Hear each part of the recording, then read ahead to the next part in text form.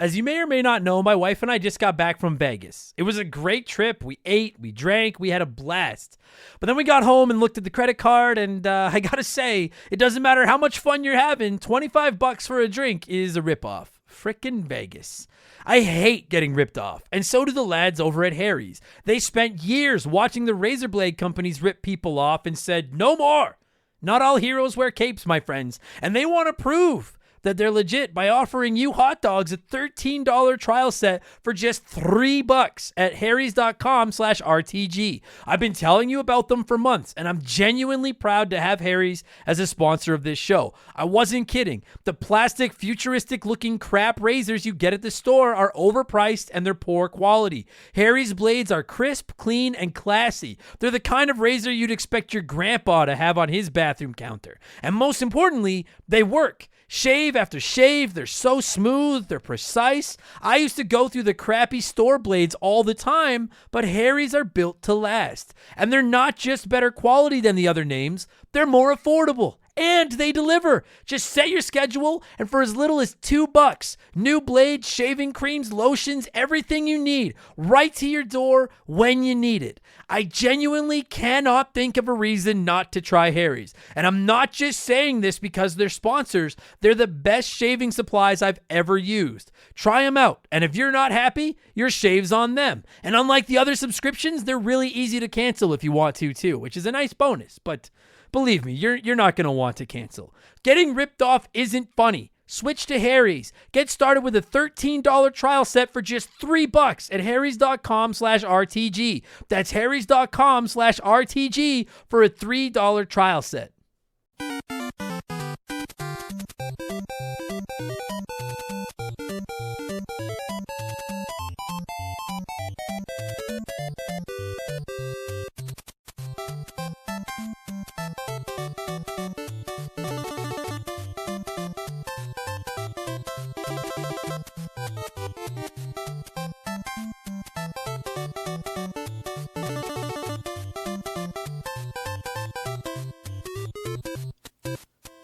What's up, everybody? Welcome back to Remember the Game, my retro gaming podcast, where every single week a buddy of mine and I sit down and geek out about the games we played back in the day. My name is Adam Blank. Thank you all so much for listening, hopefully subscribing, reviewing, supporting, worshiping, whatever it is you do. If it's your first time listening to the show, welcome. I hope you've got very low expectations that we could possibly reach.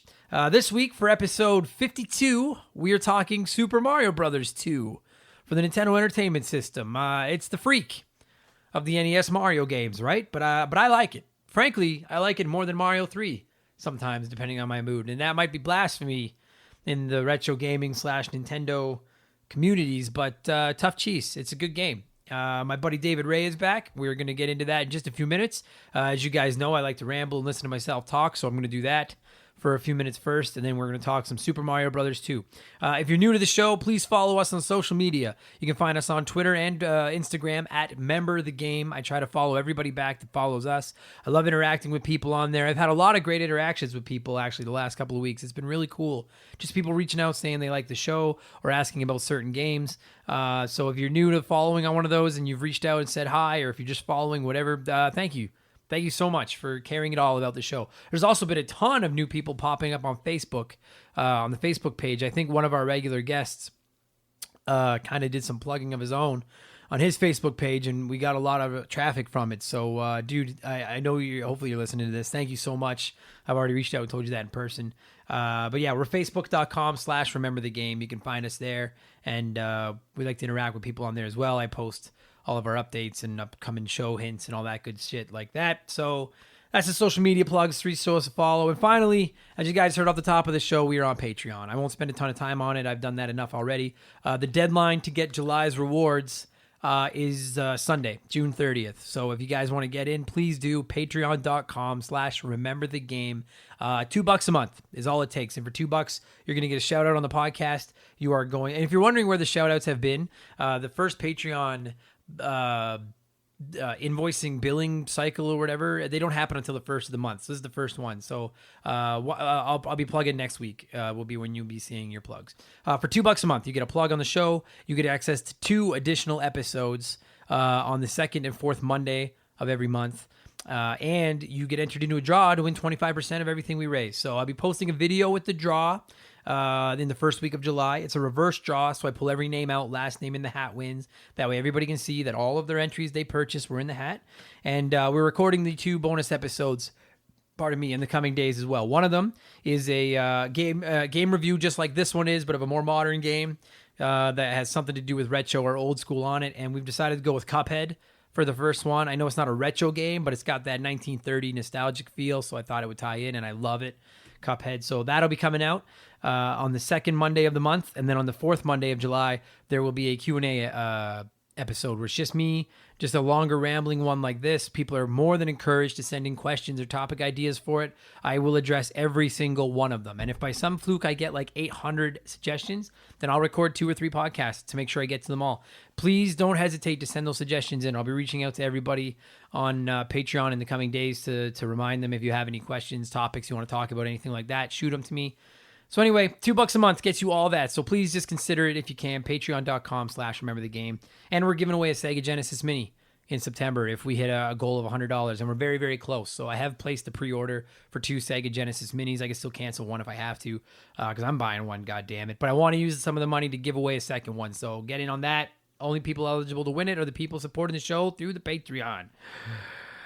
That's enough Patreon talking. Let's get to what else is going on in video games. A Commodore 64 Mini is coming out. So what? Apparently there's a PC Engine Mini coming out too. Apparently there's like all these mini classic consoles are fucking dropping like flies now. Obviously people saw the NES one and decided to try to cash in on it. And I mean, I think the Super Nintendo Mini is the bar. I think most people would agree with that the SNES Classic was a fucking 10.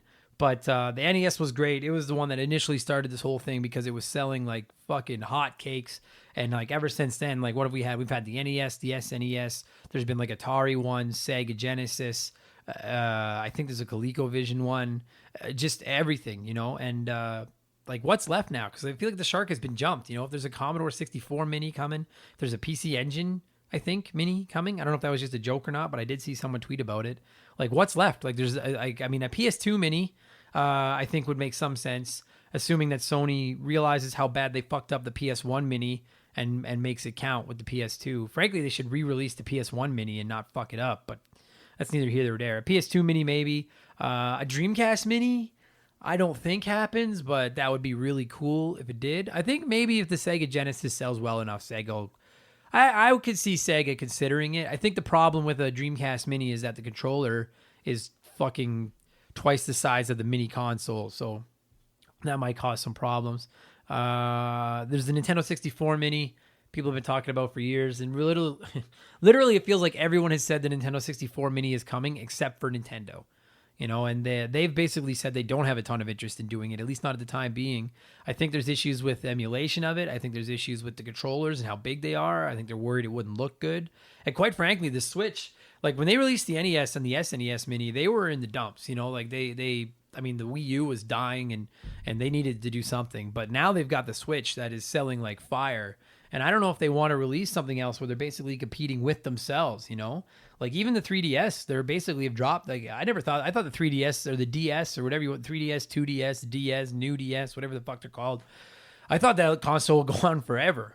You know, and they finally seem like they've moved away from it because I don't think they want to be cutting into their own market share, you know? So I think maybe a Nintendo 64 Mini is something that could happen down the road. I would certainly buy one if it ever did, but I don't really care if it ever does. I'd rather have a GameCube Mini than a Nintendo 64 Mini. I don't think we'll get either, but some people have said a Game Boy Mini, but I don't think I mean, the Game Boy itself, I think people would shit all over that thing if it came out. They'd buy it because it looked cool, and then they'd realize that these games have not aged well at all. You know, I think a Game Boy Advance Mini is more likely. I feel like I've said Mini. It's just I can hear it in my head, like Mini. A Game Boy Advance Mini might be neat. You know, maybe that's something they do down the road. But there's just so many of them, you know, and they're my preferred way to play retro games. Quite frankly, today it's like I have an NES, an SNES, and a PlayStation Classic all hooked up to my TV up here in my office. I've tinkered under the hood of them, and that's all I'm going to get into with that. But that's my preferred way to play games now. It's convenient. There's no blowing in cartridges or spending tons of money on old games. And I'm not shitting on people that collect, dude. It's totally, dude. I love looking at game collections. We actually have an episode upcoming of this show here in the next few weeks about game collecting from me and another former collector, and just our thoughts on the hobby and stuff like that. I have no beef with collectors. It's not for me. These are the way to go, in my opinion. And I'm kind of curious if these mini consoles are hurting the collecting market at all.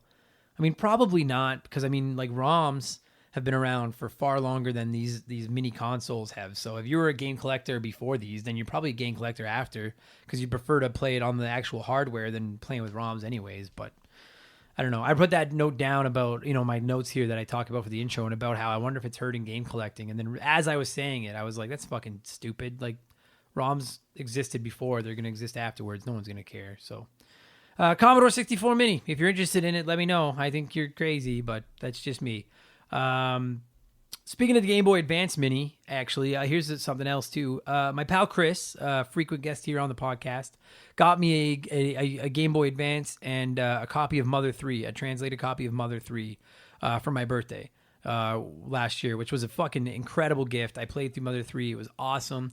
I really hope we get a North American release of it someday. After playing it, some of the subject matter that's in it, I think, is a little bit... what's the word I'm looking for? There's some sensitive topics addressed in it by today's society standards, so I maybe wonder if that's the hesitation to release it, because it's really not something...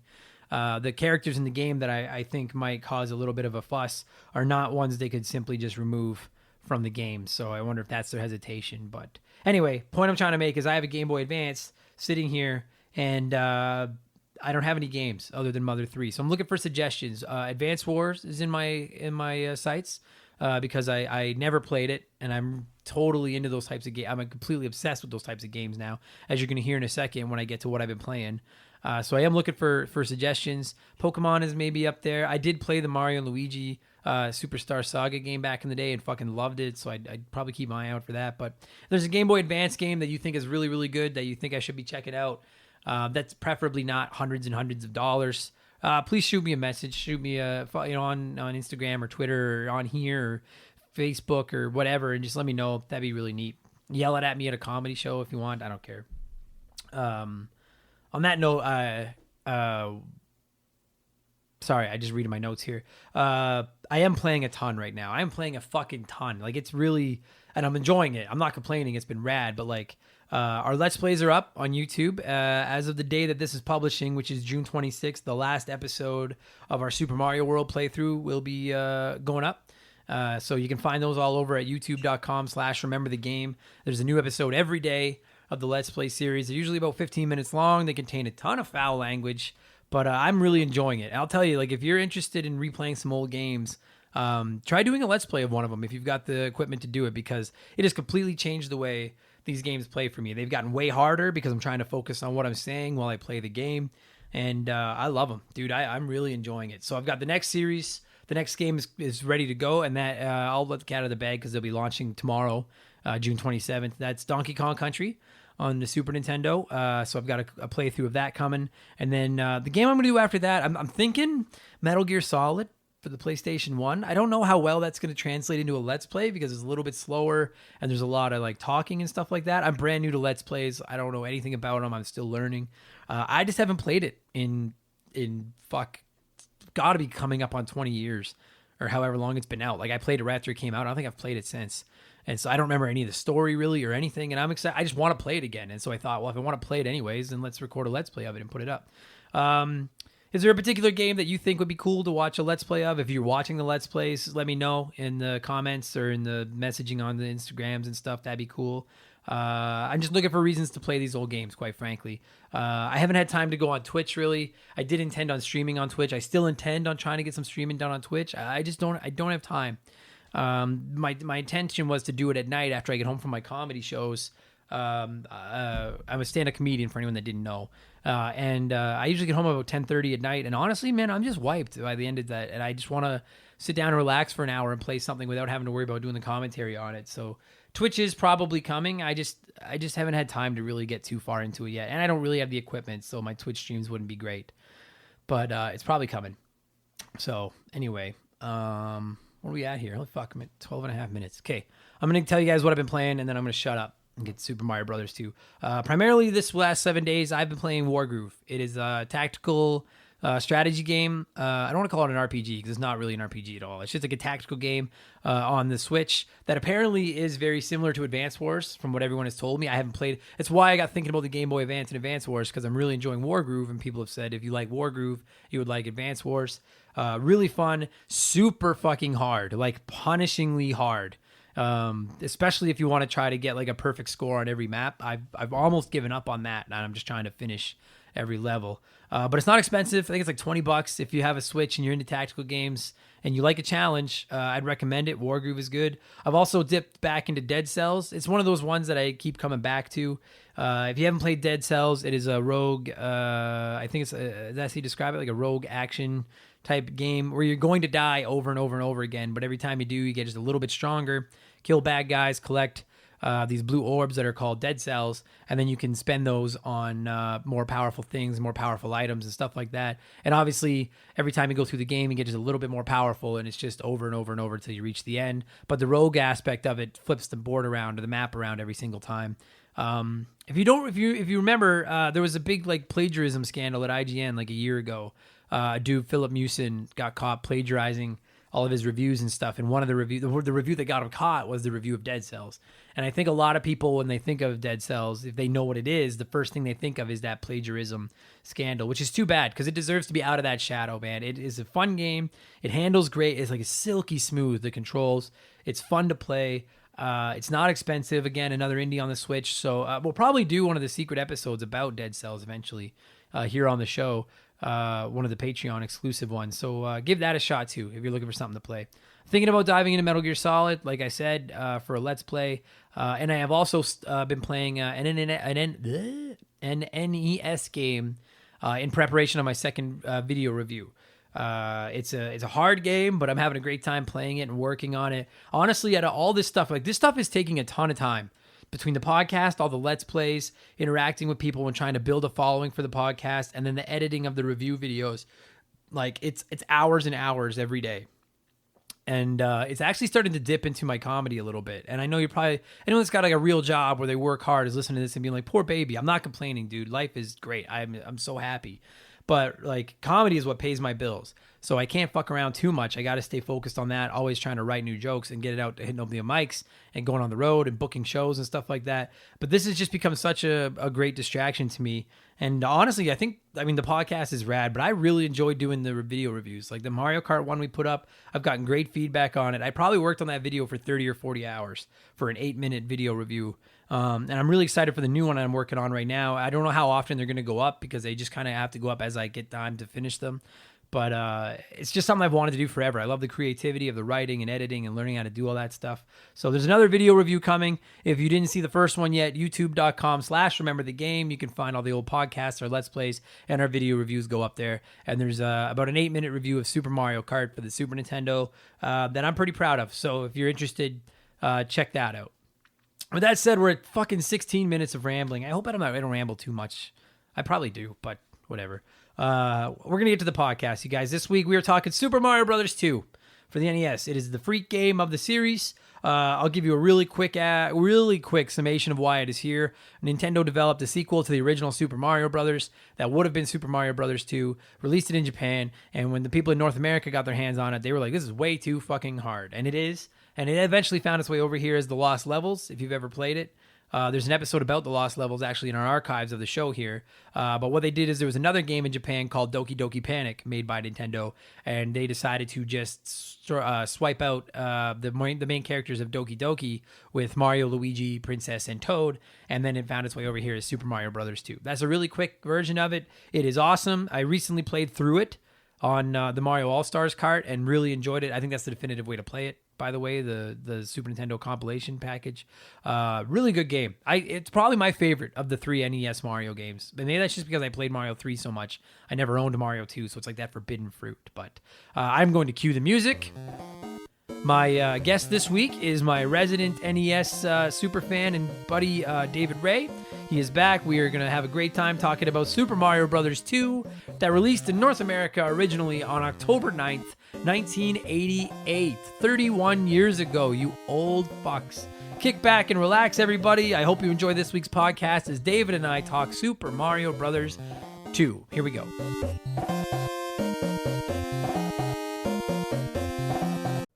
This show is sponsored by BetterHelp. Everyone that listens to this podcast knows about our illustrious CEO, my dog Molly. But the other silent partner behind the scenes is my wife. And let me tell you, my friends, a 17-year relationship with another person that has to talk to and live with you is a lot harder to maintain than one with a dog. We've had our ups and downs, and as you all know, a relationship isn't all sunshine and rainbows. They can be a lot of work. You get out what you put in when it comes to relationships, and talking to a therapist can be a fantastic way to put in some work. They can help you work through your issues, learn to communicate better, and even just provide you with an ear to bend when you need it. I've talked to my therapist about my relationships, especially when it came to my stand-up comedy career and how much I was away from home, and they helped me work on ways to keep my relationship strong even when I was out on the road. It turned out our relationship was actually better when I was out on the road, but that's a story for another day. And I know, right? Therapy. Who has the time these days? BetterHelp hears you, and they're making it easy. Fill out a quick form online, and they'll match you up with a therapist that suits your needs and that'll work around your schedule. You pick the meet times, and you can get your therapy fix from anywhere, over video, phone, or just chat. Become your own soulmate, whether you're looking for one or not. Visit BetterHelp.com/rememberthegame today to get 10% off your first month. That's BetterHelp, HELP.com/rememberthegame.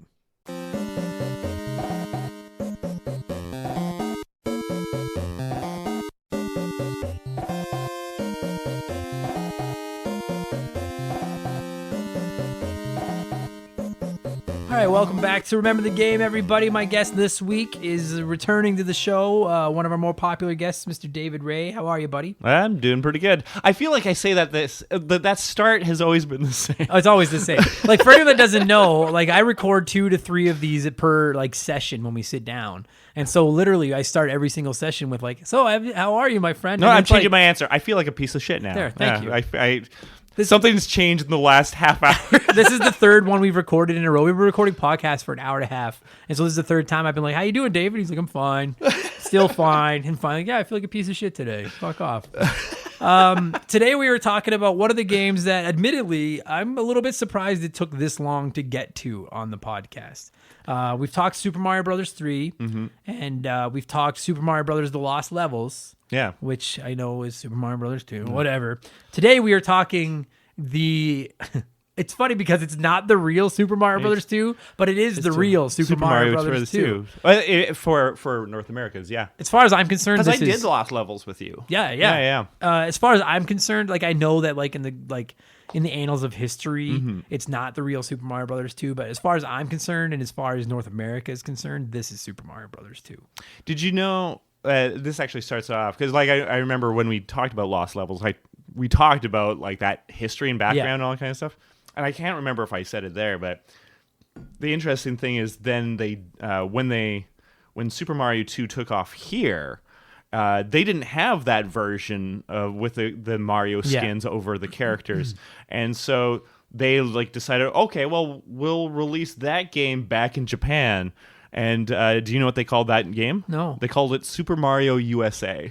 Oh, no shit. Yeah. Oh, wow. I did not know that. Yeah, so they did get That's it. cool. So we both got each other's games eventually. Yeah. So we got Lost Levels. They got Mario USA. Yeah. So just, like, in a 10-second summation, I can't imagine anyone listening to this doesn't know the story. Basically, Nintendo created a sequel to the original Super Mario Brothers that was Super Mario Brothers 2, and it was really, really, really, really hard. Using Mario 1 sprites and mechanics. It was very similar to Mario 1, just turned up to 12 with, like, a couple new things like wind and poison mushrooms and stuff like that. And they were like, those Americans could never possibly beat this game. It's too hard. No, one dude decided that. Right. Okay. There you go. And okay. Nintendo of America was just like, I don't get it, and I don't like it. Fucking stupid. No one gets this. So then what they did is they took a game that had been released in Japan called Doki Doki Panic, and they basically just put Mario skins in it and dropped it in America as Super Mario Brothers 2. And so that's why, like, if you've ever played Super Mario Brothers 2, it's such an oddball game. It's weird. There are bad guys in it that actually some have become mainstays in Now, Mario. yeah. But like they had never shown up before. They didn't show up again for quite a while. Yeah. And that's what we're gonna break down today. I'm pretty excited because I fucking love this video game, man. Yeah. I honestly, it's probably my favorite of the original 3 Mario Brother games on the NES. What about you? Oh, that's an interesting take because I always feel that that's one. I feel like it's either you love it or you hate it. Kind It of totally a thing. is. Yeah. Or at least, especially when you're a kid. Like Yeah. I even know people who hated Mario 2. Yeah.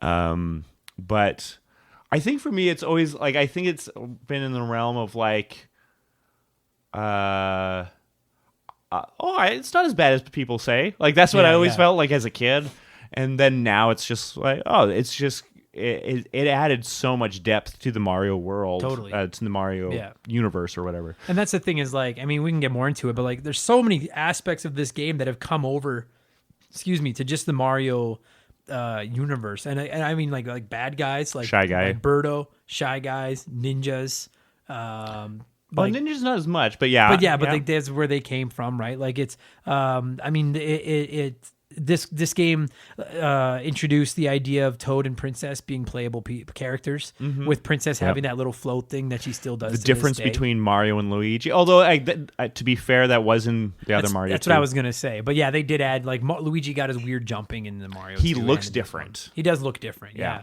Like there's a lot of cool aspects to this game that like originally got introduced through this game that are now just parts of the Mario folklore. I think the biggest ones are probably Shy Guy and Birdo. Yes, those are the ones stayed the most. Yeah. So when I was a kid, this game was like the forbidden fruit because we owned Mario 1, we owned Mario 3. I did not ever own this game. Yeah, neither did I, actually. Right? I borrowed it from a friend or whatever. And I didn't know a lot of people that owned it. Like, because everyone owned the original Super Mario Bros. Because it came with the Nintendo, right? Yeah. And then it seems like everybody owned Super Mario Brothers 3 because it was Super Mario Brothers 3. I think it's because 3 is a lot more connected to 1 than 2 is to the other two. Yeah. Right? Like, it is so markedly different. Yeah. Like I didn't know a lot of people that owned this. I had one friend that owned this one, and every time I went to his house, I would play it. And I was always like, this is the coolest thing, because I love the idea of playing as Toad. Yeah. I love the idea of playing as Toad. I thought that was like the greatest thing in the world, being able to pick Because the he's different so quick characters. on the pick up. And I like to this day, he's my go-to. I actually played through this game about 2 months ago. I played through it on the Mario All-Stars package, which is the definitive way to play those games. It is. they're pretty. Like they're the Super Nintendo version of that game. Yeah, they're gorgeous. Yeah. But I think I beat, because at the end of the game, when you beat the game, it shows you how many levels you beat with each character. Yeah. And it was like I beat all but one with Toad. Yeah. Like he's my go-to. Like, so just quickly, as I do want to know okay, I'll ask before I explain the differences. Like, who did you have a go-to, or did you kind of rotate through? I try to play around with most of them. I think the person I used, like I would use people in certain situations. So Princess would be in certain. There were points where she was pretty handy. Yeah. The high stakes jumping ones. Yeah. Which is like, I need like a little bit more finesse. Yeah. Although I liked Luigi's jumps because he can jump so high. So high. He is a slow pickup, but I liked that control that he got with him. Yeah. But it's just not as good as Princess's. No, it wasn't. But still, Luigi is always my go-to. Right. It's cool because like Mario, as always, is the everyman that does everything fine. Yeah. It's so boring. Like I love Mario, but it's so boring. He just does it all. Luigi's got this weird ass flutter jump where he can go like halfway up the screen. Yeah. And then kind of flutters his way down. And he always kind of handles like he's on ice in the air. Yeah. But if you can get a handle of it, like he can get so high. You know, Yeah. it's really handy. Toad picks stuff up really fast. Apparently, he's like the tough guy of the group. He's the strongest one. Do you know like what they were in Doki Doki? No. So Doki Doki Panic was. Do you know the story about that game? Like why it was even made in the first place? No, I don't. So that one was made because they were making a festival in Japan, and it was going to have these 4 characters as their.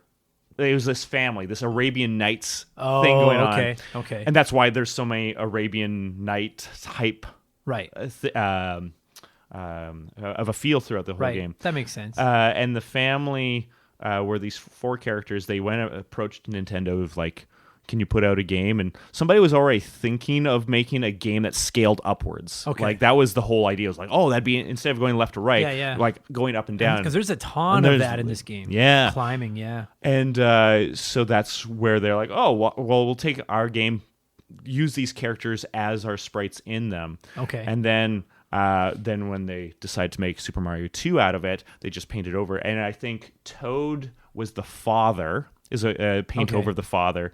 The princess is a paint over of the mother, maybe, or the sister. It was one of those two. Luigi is the other one. Right. Is either the mother or the sister.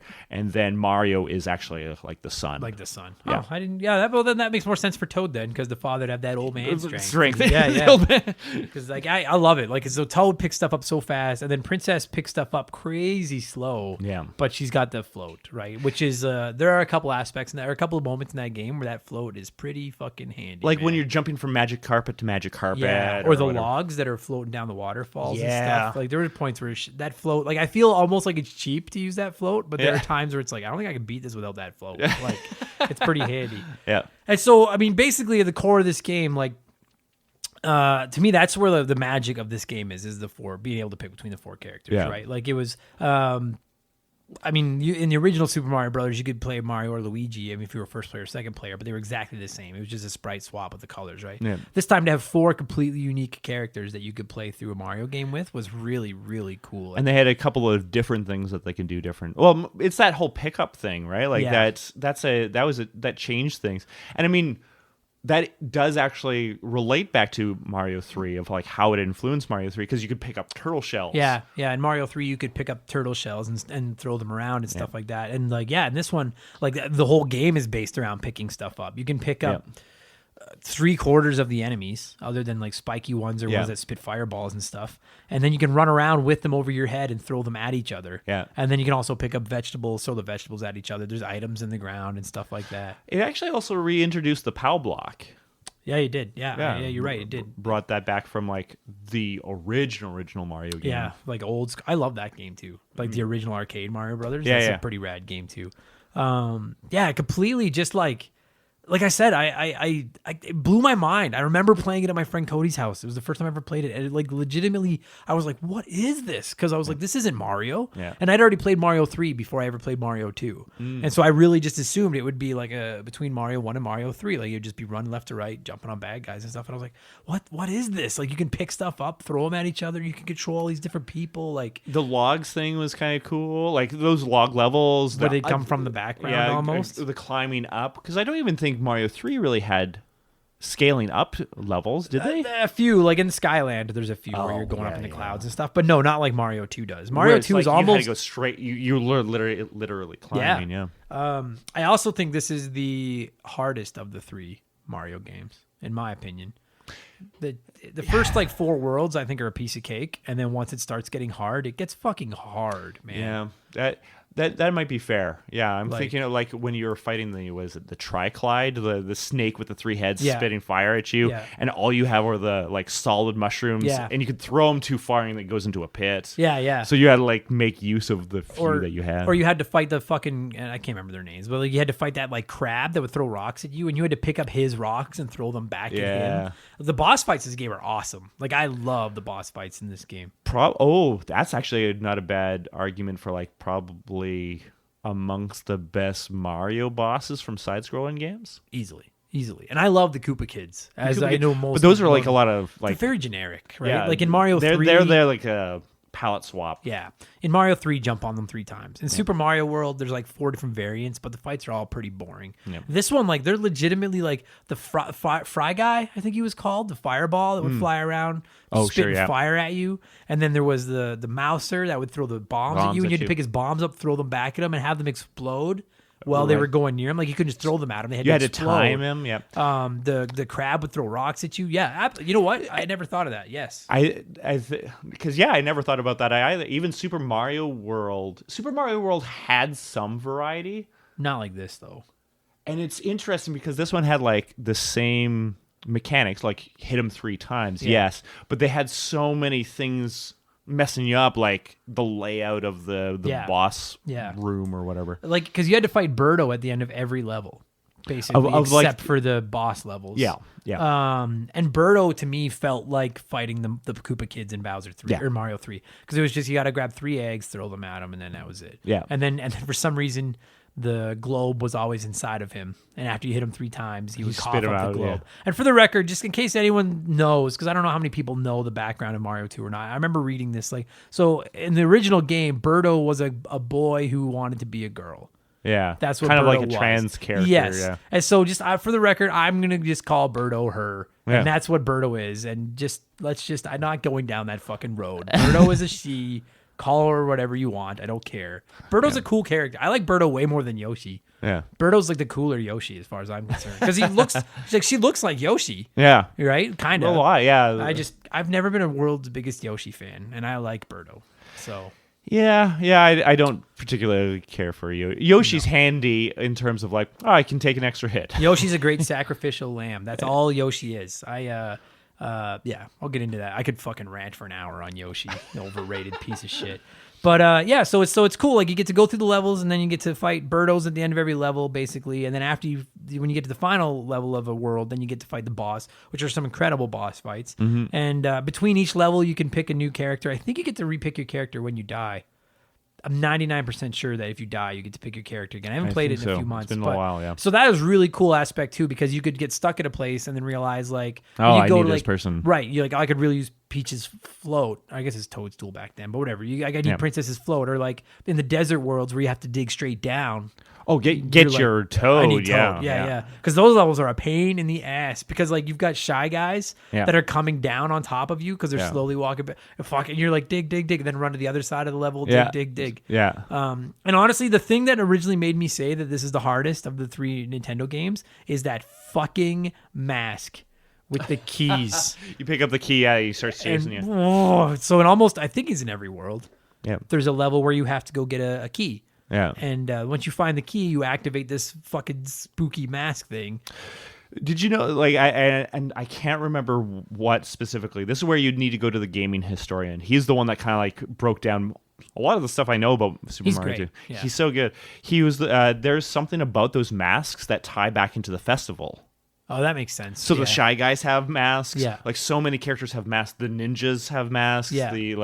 That would make sense because Yeah. it looks like I'm surprised that the mask didn't show up more often because in other Mario stuff because it's a very iconic look. Like it's a pretty I know that especially mask. that floating one. Like that was the son of Super Mario's 3 son of that game. Oh fuck yeah, it is. That's the first son. I hate that fucking mask. So you would always pick up a key and then you would have to run basically to some other point of the level. And sometimes it was left or right, sometimes it was up or down, and then get to a locked door with the key to get through. Yeah. But as long as you were carrying the key, that fucking mask was right on your ass. And you couldn't do anything about it. Well, because you couldn't even hit him with anything. You couldn't right? hurt him, Yeah. but you could throw away the key. And as long as you threw away the key, then he would not follow you anymore. Yeah. He would disappear. And so it became and you could use the key as a weapon, like a turnip or anything. So that's what it would become, is you'd run into a level, and then as bad guys would start running at you, you'd whip the key at them, kill the bad guys, and then the mask would float away. Yeah. And the first few worlds you have to deal with them, it's not too hard. You just, Yeah. but like near the end, it's a bitch, man. Yeah. Like, he sucks. I hate that mask so much. Did you know in the Japanese, in Doki Doki Panic, they one of the things that they had in there was you had to beat every level with all 4 of the people. Oh, Jesus. No. So so you would have to do like those tough jump levels with Toad. You'd have to like do the digging ones with Toadstool. Oh, dude, that would... I mean, I guess it adds replay, but that would suck. That would suck so hard. Yeah. I did not know that. Oh my gosh, wow. That literally quadruples your gameplay. Totally, yeah. And honestly, like this, I mean, it has a lot of replay if you want to go through it again with them. But I feel the same way with this one as I do with Mario 1 or Mario 3. Like, I'll fire it up once in a while, I'll play through it, and then I'm like, I'm good for a couple years. Like, I had my fix. But that would suck. I don't even think I'd enjoy that. There'd be levels where I'd just get frustrated with playing with some of those guys. Yeah. So you have beat this game though, yeah? Oh yeah, many times. I love this. I really do love this game. Like it would be in my top 5 favorite Mario games ever. And Mario's my favorite. Like his core series are my favorite games ever. Like Super Mario World, this game, Super Mario 3, Mario Odyssey. Like I love those games, and this one would be in the top 5 of them for me. Would you? Did you ever? beat all of the levels of Super Mario 2. Like I've played through all of the levels of Mario 1, but I don't think I've done all of Mario 2. Yeah. Like when I did that replay just recently on All Stars. Now, granted, I did it on All Stars where you can save. Oh, sure. But like I don't at this point. Like I mean, you can spam save states and that's cheating. But to just save because you're like I don't have time to keep playing this right now. Yeah. Like that's not cheating. That's fucking convenience. Yeah. And so I have done it with that. But yeah, I have it because you are like the warps and you can like skip to because that's how I always beat them. Yeah. No, I love it. Like I like the music. I like the design of it a lot. Personally, to me, I know that Super Mario 3 is gorgeous, but like I think this game looks better than Super Mario 3. Like you're talking in the Nintendo era. In the Nintendo graphics. era. Yeah, I do. I think it looks better than Mario 3. I just think there's certainly some levels because I feel like Super Mario. Like they both look rad. Yeah, I'm trying to think of like I feel colors is a big thing in it. Yeah. Because some of Mario 3's kind of feels a little faded. It does. Yeah. Like they're not they. Like, I'm thinking the greens really pop in Mario 2. Totally do. Like, when I think of Mario 2, the first thing that comes to mind for me... like that water level, waterfalls. The sky behind you or the waterfalls, the big green, like, hills or whatever the fuck they are that you can climb up, and then the bright reds of, like, Mario and Toad. And yeah, like, I think it's the best looking. I think it has... I never even thought of it till you said it. It absolutely has the best boss fights.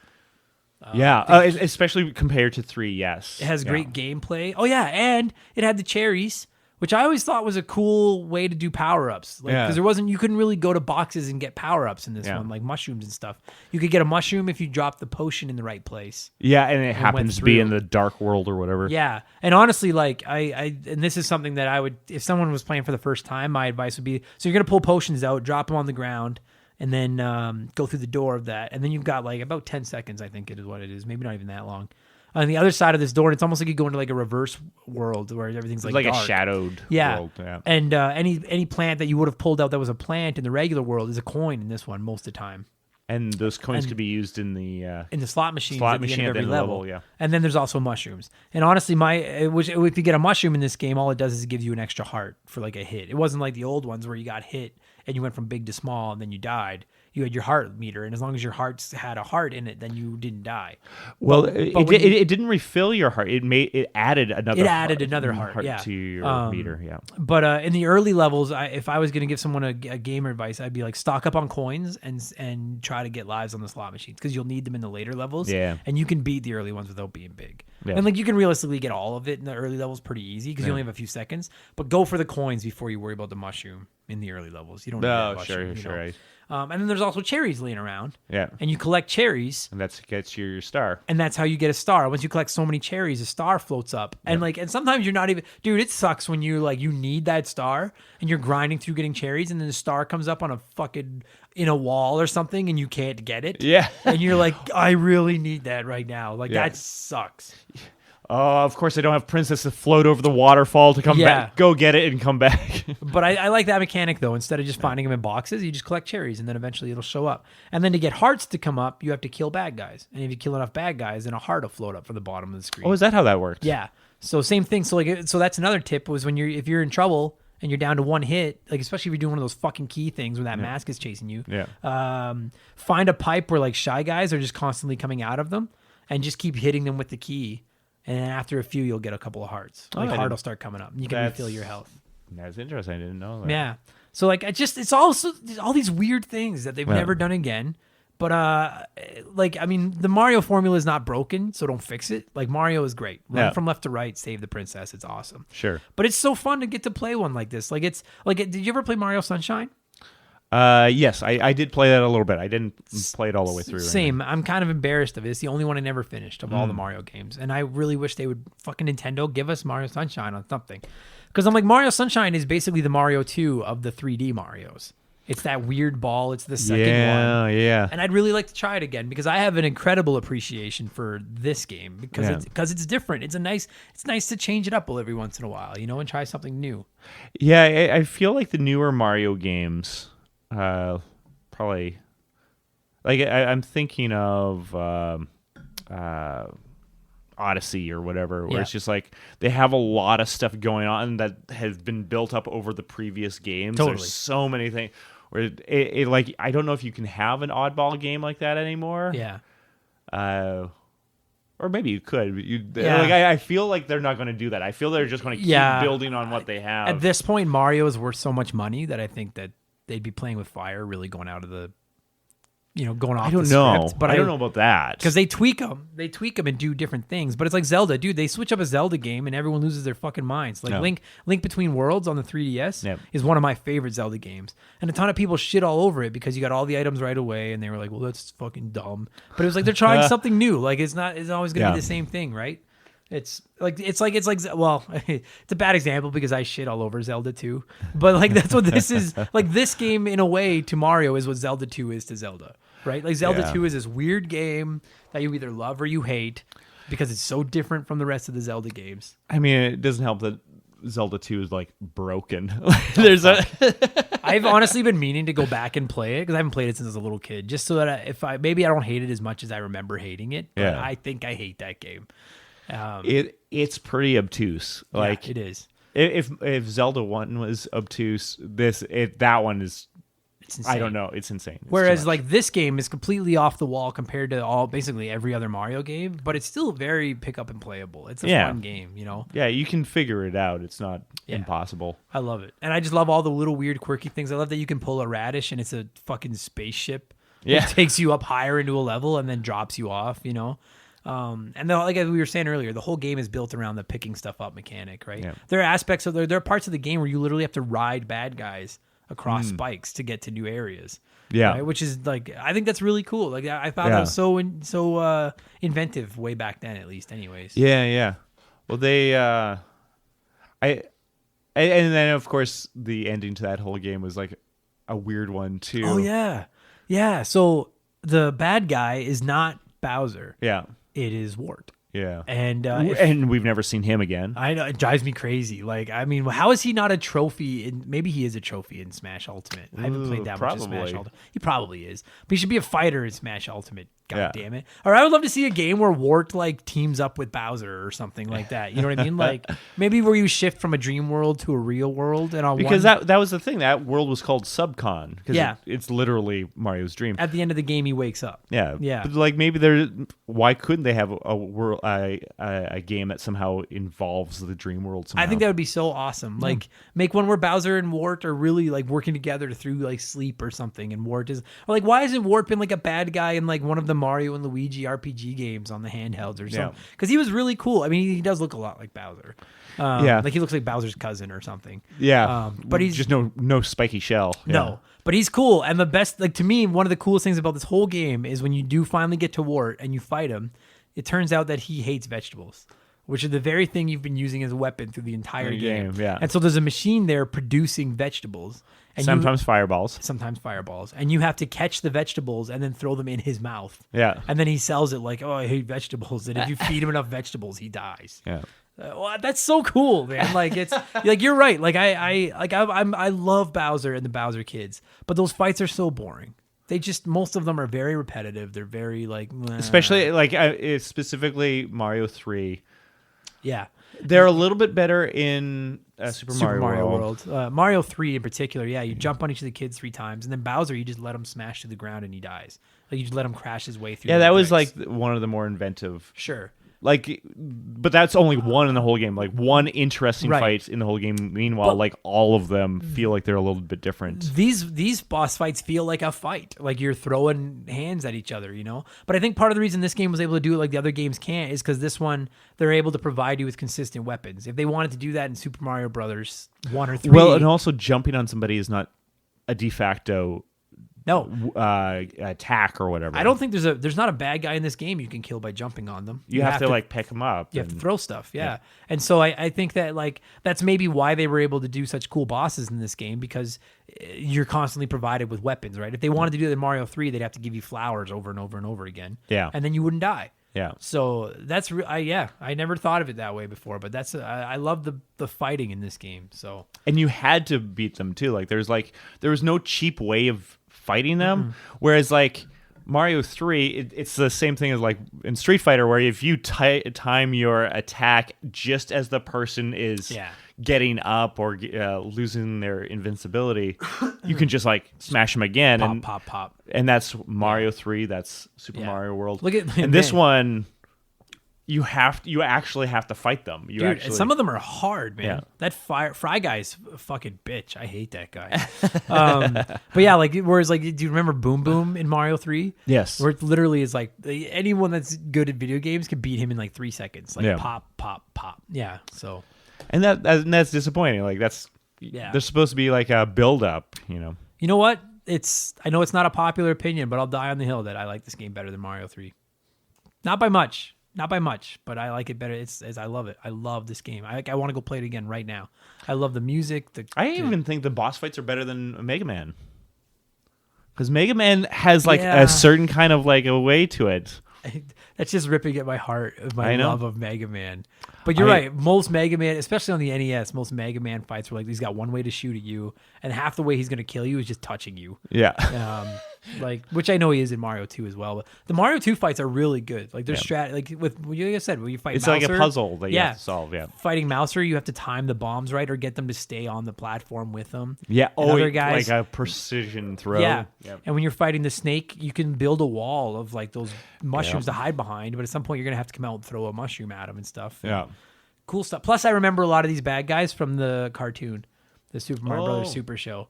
Like I remember Fry Guy being on it. I remember the Snake being on it and stuff like. And I never watched it, but I could see because that's the era of peak Mario. Yeah. Is Super Mario 2 up into the launch of Mario 3. So that's another thing I think I love about this game so much because I watched the cartoon first, saw these guys, and I thought they were invented for the cartoon, and then I played Super Mario Brothers 2 and found them all, and I was like, what?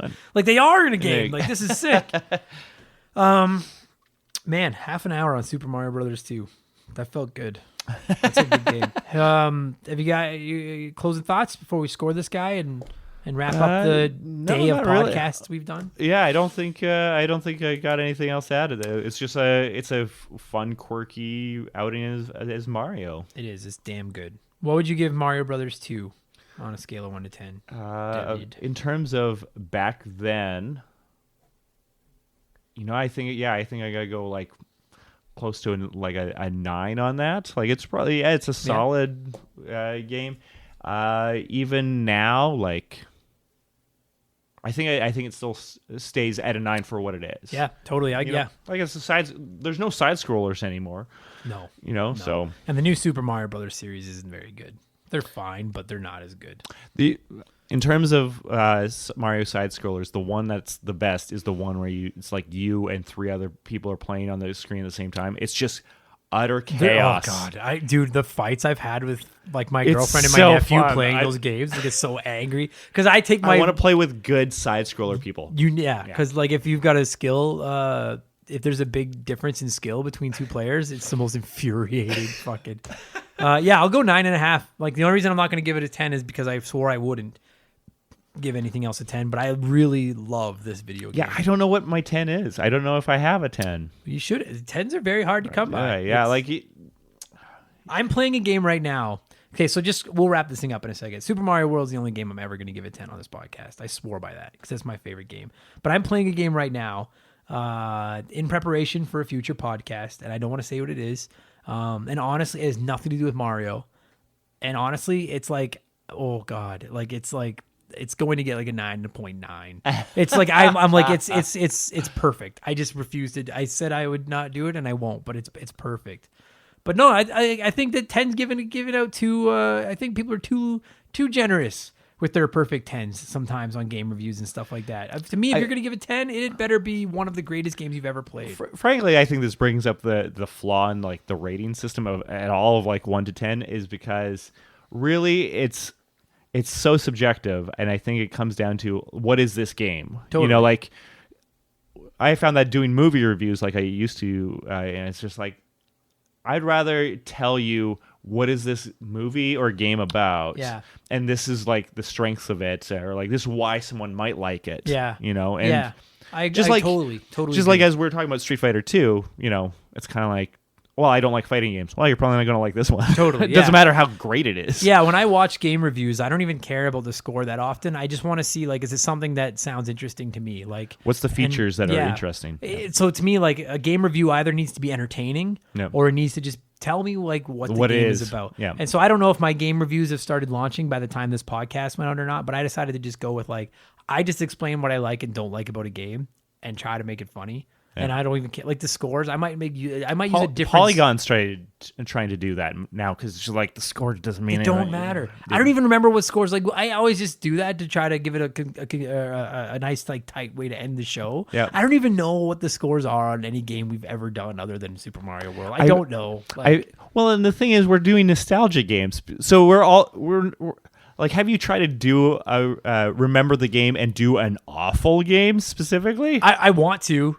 But nobody has yet. I have a few in mind that I would like to do. I feel that that's angry video game nerd or whatever. You know what I'm saying? Yeah, it is, yeah. But there are if it's games... a bad game, you probably don't play it again. And yeah. Actually, you know what? No, we did one yesterday that I gave. It's the first, I think, not that the scores matter, but I think it's the first time I've given a score under 5, I think. Yeah. I think I gave it like a 4 and was like, this game sucks. But and I don't remember the games I hate. No, that's why you don't want to talk about them, right? They suck. I played it once. It's like, this is awful. Yeah, Goodbye. You want to play fun games. Yeah. Good stuff, buddy. That was great. I don't know what order these episodes are going in, but we just locked down 3 episodes of Remember the Game with my pal David Rae. Dude, you killed it today. You're one of the best hosts or guests we have on the show, and we'll do some more again really soon. For sure. Thanks, buddy. Yeah, no problem.